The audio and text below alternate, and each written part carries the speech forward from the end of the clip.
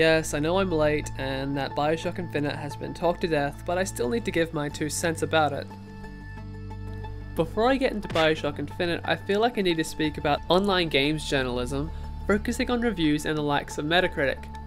Metacritic is a site which takes aggregated review scores so you can see the average as some kind of representation of the game's quality on a wider scale. Something that needs to be understood is that somebody who reviews games doesn't require any kind of qualification or training. Creative writing might be something nice to have, but it isn't imperative, so essentially all it is one person's opinion.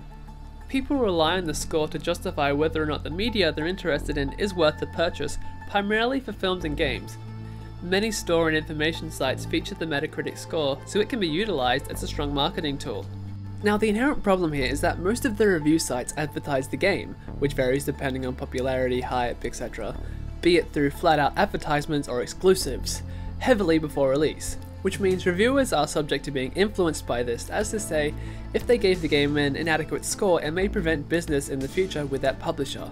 I'd recommend watching Instigative Journalism's video about this subject, as I don't want to go into too much detail about this.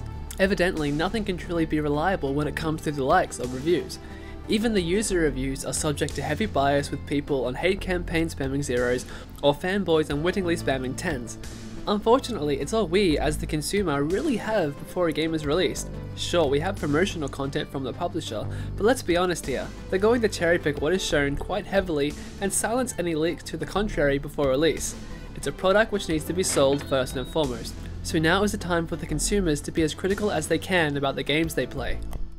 Now we get to Bioshock Infinite, surely one of the most hyped games of 2013. This game received a whopping 24 perfect scores on Metacritic, that's a 10 out of 10 100%, just over a third of the reviews submitted there.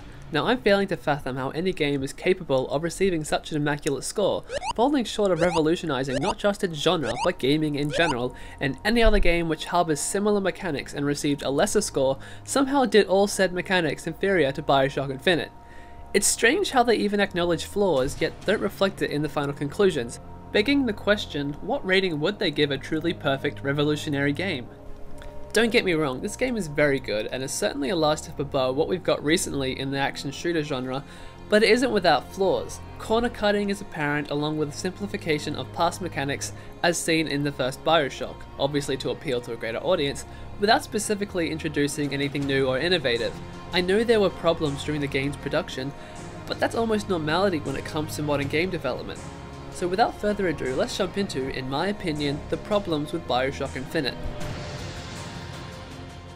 Starting with the little things, a YouTube user I enjoy watching, Mr. B-Tongue, brought to my attention the concept of shandification.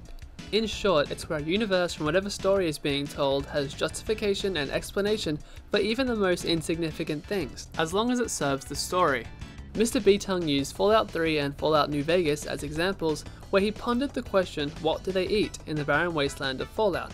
While Fallout 3 presented little to no explanation for this, except if you're able to sustain yourself off toilet water, New Vegas did, as seen in the crops of little shanty towns. So let's do a quick little recap of Bioshock Infinite. Oh wait, I'm missing something.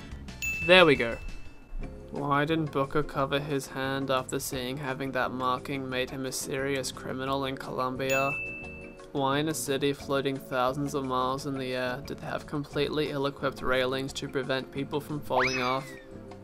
Why is this rich broad carrying a pineapple? Are pineapples a delicacy in Colombia? Why would a woman selling their possession Vigor not be worried about people using it on her to get it for free or rape her?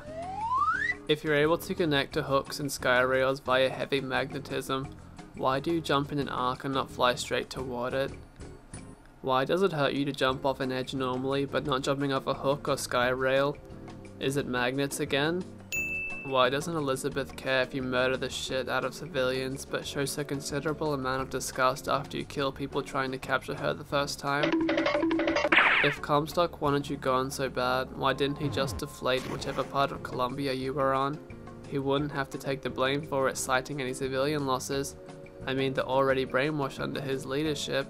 Why? The Vigors play a large part in the gameplay, primarily the combat, and are introduced early in the game in a nice little sideshow shop, making them appear as comical entertainment products and not so much as deadly weapons.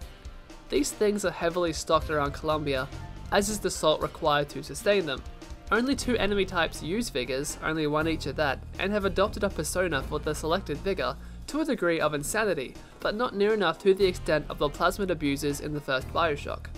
The only other encounter with a Vigor user is Slate, which serves as a mini-boss level and actually mixes up the gameplay considerably as he's laying traps while also attacking you with his shock powers.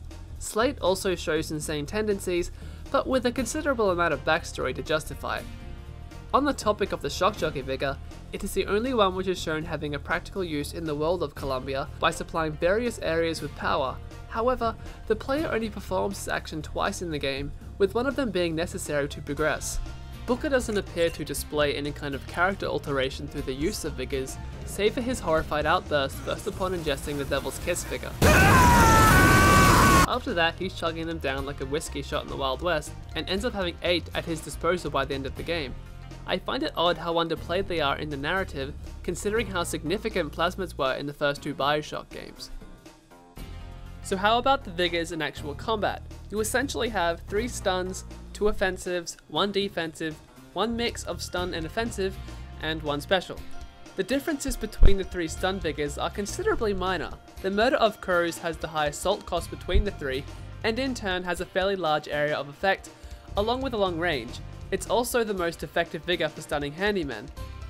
The Bucking Bronco and Shock Jockey both have lower salt costs at the expense of range, area of effect, and requiring more precise aiming. I found myself using the Shock Jockey the most, however, as it appears to have the most effective stunning impact on all enemy types at a low cost, with handymen being the exception, while also scattering multiple traps at the price of 1. Once you unlock its chaining upgrade, well, let's just say everybody isn't going to have a swell day. Most of the environments didn't seem to favour Bucking Bronco as much, and moving in too close to try and get its best effect generally put you in more danger on the harder difficulties. The game overall did appear to favour certain Vigor uses over others, especially with the disarray Possession was able to create, or how quickly Devil's Kiss was able to disperse the more common enemies. This left the likes of Undertow and Return to Sender feeling a bit too gimmicky, in addition to the fact that you discover them very late in the game and have limited money, even from heavy exploring. This means you would have already invested a substantial amount into your other preferred Vigors, making them significantly more powerful and therefore the ones you're more likely to use. When you look at the plasmids from the first Bioshock, you see how they offer more variety and remain relevant to a similar degree of effectiveness for most of the game, while also offering more specialized powers like Hypnotize Big Daddy, Security Bullseye, and Cyclone Traps, capitalizing on certain environmental layouts and hazards. The Electro Bolt power especially receives more opportunities to be used as an environmental trap considering you're underwater, compared to the inexplicable fire hydrants in Infinite. So the guns. I'm not going to go to town about them being historically inaccurate because who gives a shit, but I wouldn't say the selection you have is revolutionary. You have your stock pistol, machine gun, sniper rifle, shotgun and rocket launcher, much like the first Bioshock, with some variants. Nothing really feels unique to use, and due to the 2 weapon limit, it forces you into a weapon selection of optimization rather than preference, with range being the most important as close range weapons won't scratch enemies exceeding a specific distance. This problem isn't secluded to Bioshock Infinite, but it's definitely worth mentioning. The problem about the weapon choices is how the upgrade system is simplified considerably by only offering the generic upgrade choices such as more damage, clip size, faster reload speed, to improve each weapon while remaining the same in combat, which is a step back from the first Bioshock, which offered similar upgrades but also granted them more diversity in combat either through different ammunition or firing types, essentially giving you several weapons in one and making them viable for multiple scenarios. The grenade launcher, for example, could be used to fire grenades, heat-seeking RPGs, and allowed you to set up proximity mines. The stock upgrades are nice to have in Infinite, but it doesn't feel like they add anything to the combat. Am I also the only one who misses those sweet aesthetic changes when you upgraded a weapon in Bioshock?